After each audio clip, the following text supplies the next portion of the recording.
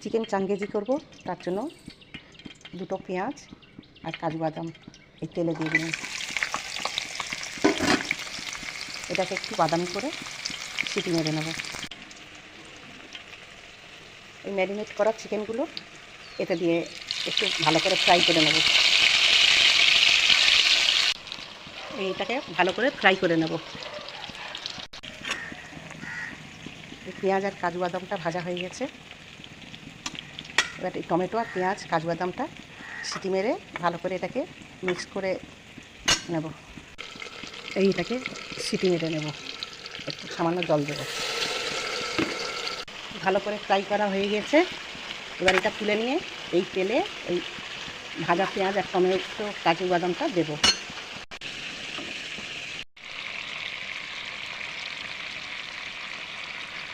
পেঁয়াজ আর টমেটোটা মুরগিতে দিয়ে দিলাম, দিয়ে এটাকে একটু ভালো করে তেল ওঠা পর্যন্ত কষব।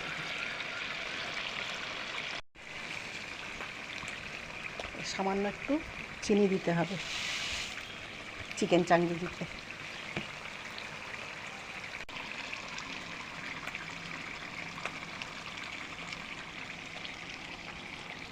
তো কাজু বাদামটা দেব। এই যে ম্যারিনেট করা মশলাটা ছিল এইটা এই এতে দিয়ে দেবো।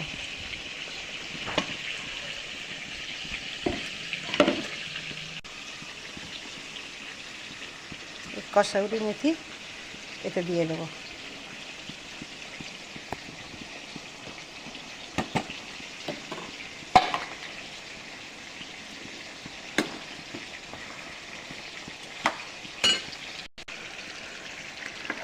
ফ্রাই করা মাংসগুলো তুলে নিয়ে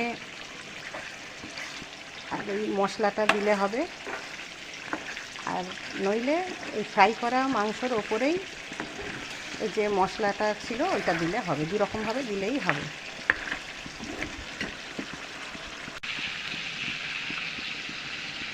এটা গরম মশলার গুঁড়ো, দালচিনি, লবঙ্গ আর এলাচ একসাথে ভেজে গুঁড়ো করে রাখা, এটা দিয়ে দেবো।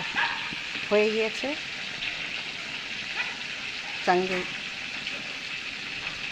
চাঙ্গেজি চিকেন।